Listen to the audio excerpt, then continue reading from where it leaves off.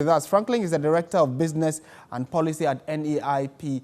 The question I'm putting to you this morning, Franklin, will be that what would you say generally has been the participation of women when it comes to issues of entrepreneurship? Are we getting the numbers? Are they increasing, or there has been, an outright flat line? All right, thank you, Martin, and good morning to our viewers. For me, Ghanaian women are very enterprising, and globally, you can see that Ghana was ranked recently as number 2, where women are very enterprising. So for women in the space of entrepreneurship in Ghana, for me, is something that our mothers are excelling at it. They are, even with their small capital, they are trying to do something to be able to put food on the table in their homes. And the numbers are not reducing, it's increasing. We are having the numbers of women entering into the entrepreneurship space and entering into the self-employment space.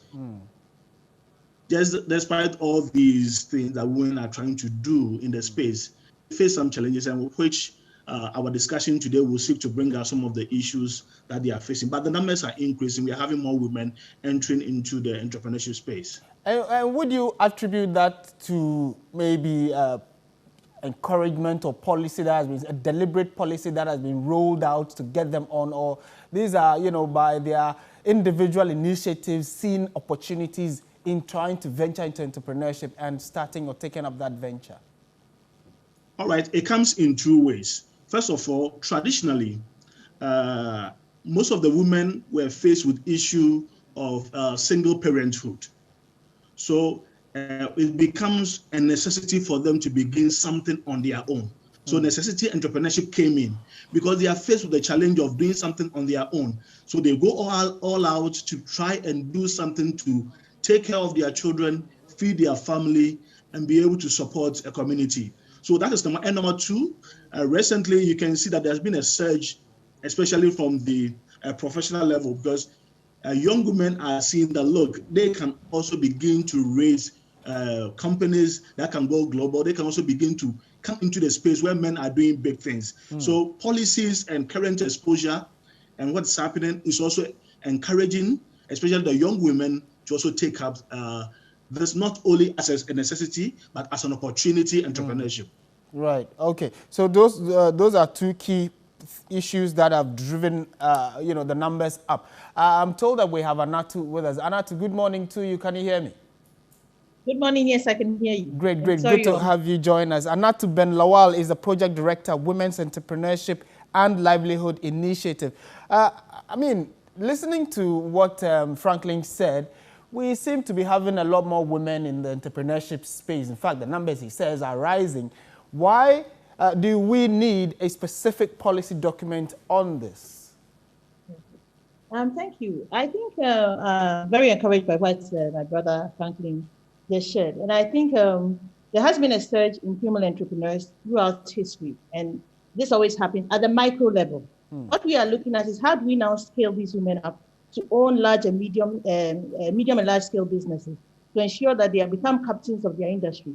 Women are not really engaging, especially when government announces a lot of these programs, pro bono things, investment, etc. And one of the reasons is because, first of all, they have different ways of engaging. They have different ways of accessing finance. Their reasons for doing business is usually more emotional than men. It doesn't make them wrong, but it's different. So when we look at the whole landscape around the issue of value chains, creativity, innovation, etc., women engage differently. They also have, they don't have the luxury of being able to have as much free time as men do to be able to process some of these things. So sometimes you find that when you're running entrepreneurship programs, it helps when you do it in the evenings, because that's when the childcare has been taken care of, etc., and they are being relieved. So these are the specific issues that we want to look at, because now we are in a post-pandemic world. We now have to look at how are we going to create more and more employment. Right. And it has to do with everybody in the country, both private sector and government, coming together and looking at the specific needs and specific financing vehicles that women can have access to and be able to produce these types of entrepreneurs who can then go on to employ other women. Okay. That's the challenge we have now. So we need to look at the whole value chain, starting from the issue of creativity, innovation. How do we diversify our value chains? How do we bring more women in? How do we diversify the workforce? And how do we supply it to the end to ensure that all these women are taken care of at their various levels of need? Right, and let me take off from where you landed, having to do with the scalability, making sure that these women who are already within the space, mount up and take and become captains of their industry, like you mentioned. What do you foresee are some of the challenges within this specific period we are in? Like you mentioned, we are in a post-pandemic era. What are the challenges you foresee that we need to encourage our women to rise above to be captains of industry? Okay. We need to specifically begin to engage and talk to women and find out what will make them respond. And I'm not even talking from a financing point of view. I'm talking from a point of view of even the training. Do we have enough representation, even at the level of women running hubs? It's very male dominated. And that is one of the things that is also the issue. The entrepreneurship space is very much male dominated. I believe that government is trying, NBSSI is trying, but it's still not enough. We need to come up and then begin to produce innovations and produce women who are producing groundbreaking innovations and be able to take that to the world and create international value chains in order for us to be able to create the kind of employment and jobs that this country needs to address the issue of unemployment at the moment. Right. Okay, let me bring in Franklin again. Franklin, talk to us about the role government is playing in this and how they intend to help the entire value chain of the entrepreneurship process, especially the ones that have female or women involvement. All right, thank you, Martin. If you look at the issues Anatu is talking about, these are real issues and we cannot gloss over. And International Labour Organization puts these issues which government is tackling under 5 pillars. Number 1, socio-cultural barriers, which has created problem. Then infrastructure, educational and occupation barriers, role barriers, and behavioral barriers. These are 5 critical stuff that we can put all the challenges women are facing under in terms of entrepreneurship. And in this area, government said, okay, so how do we address these issues? And government picks them one by, if you look at the Sustainable Development Goals, and under SDG 5, which looks at gender equality, it has about close to almost 9 to 10 indicators, which shows that is any government making progress in this area in terms of trying to be able to achieve these kinds of bringing the women also to the forefront of entrepreneurship. Number 1 of these indicators that we are looking if government is really working is end discrimination against women and girls. We are still facing though, but government is trying to see, and there's promotion of how to be able to bring this discrimination to an end. And many NGOs and other organizations are all trying their, even including the media, trying their bit to ensure that discrimination is reduced to the barest minimum, and all violence against exploitation of women. You see, if a woman wants mentorship for her business, she goes to see a mentor, the next thing she's taking advantage of sexually.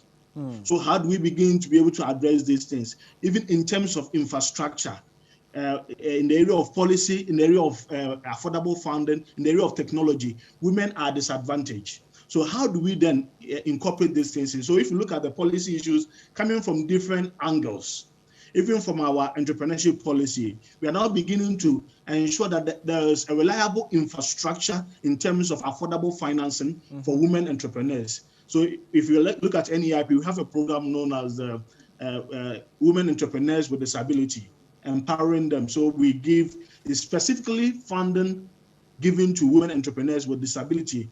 And these are all means to be able to bridge the gap. We're also looking at ensuring full participation in leadership and decision making. Gradually, we are beginning to see some changes coming in, promoting empowerment of women. All these things, government in a way is trying to be able to do this through different organizations. And this is why we are happy with what African Skills Hub is trying to do, trying to identify all the policy gender gaps in all the various policies that are within the space to see that is there enough policy, and these policies, are they deliberate and well targeted, so that we can be able to now, if they are not enough, if there are gaps, we can now be able to deliberately infuse these things in every policy framework that we develop to ensure that we are creating the enabling environment for businesses to thrive. Government is trying to do its bit, but we need to be able to ensure that we are deliberate about it, and we are trying to ensure that it comes to pass for women in this country. Okay, let's wrap up the conversation now. Anatu, help us with the rollout. How is this going to roll out?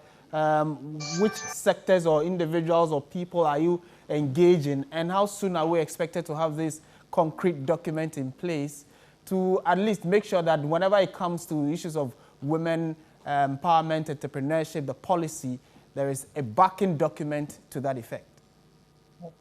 We are actually engaging the gender ecosystem in terms of using the gender networks, entrepreneurship networks, the social enterprise networks as well, and all the financing, most of the financing institutions to come up with this policy. Now, this toolkit. Now, we have been working on reviewing it for the last few months, and hopefully at the end of this month, the document will be ready, and we'll have a high-level meeting where we will invite our dear Franklin and similar in government to sit down and let's begin to dialogue and come up with a plan and some key takeaways that we can begin to infuse in our system.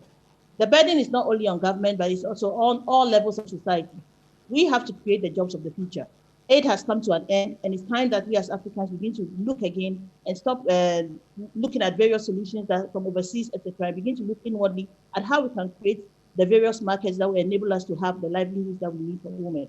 We are addressing this issue because, as Franklin mentioned, there's a direct link between lack of opportunity and finance and money for women and sexual and gender-based violence. When our women are reduced to remaining in poverty, then they resort to all kinds of treatment and belief systems, etc., and endure all kinds of agonizing, extremely excruciating, very terrible behaviors, etc. So when you empower the woman and empower her economically, at least we know that all societies and communities will be taken care of, children will be taken care of. So that's the ripple effect that we are looking at. The difference between a woman who does not have employment and the woman who has employment, the difference when you look at the sexual and gender-based statistics is very vast. So this is not just we are creating entrepreneurship opportunities for women for the sake of that, but we are looking at the long-term future in terms of what happens around that specific area of sexual and gender-based violence, especially in this post-pandemic period. And my final question to you is, normally when these high-level, high-profile meetings and documents and policies are being put together, it hardly trickles down to the ordinary Ghanaian woman or woman on the street. What is the plan in place to make sure that, yes, there's a high-level delegations and meetings, but then everybody in the value chain benefits, especially the everyday woman on the street? Okay. I believe that when we do that presentation, we are looking at forming a working group between government and the entrepreneurship ecosystem at all levels. Frequent dialogues is necessary for this to go forward, and we are planning to do that and taking that forward. We at Africa Skills Hub are very committed. I believe the ecosystem is also committed to that, and to spearhead this initiative and ensure that over the years we continue, and we continue to address this issue, that it doesn't just become a talk shop, but that we also bring it down to the local level. So after we finish with the high-level meeting, we're also having some social enterprise forums here in Tamale, etc., and beginning to look at what does the future hold for us, what does the future hold for business, and what does the future hold for women, especially in this period where aid has come to an end, and we are now looking inwardly at generating our own income. All right, thank you so much. Franklin, your final words before we bring this interview to a close. Well, thank you, Martin. And I want to say that there are huge opportunities for women in this country. And gradually, we are going to get there, seeing more women, bringing up micro multinationals and good businesses in this country. So we urge our women, don't be caught in your shells.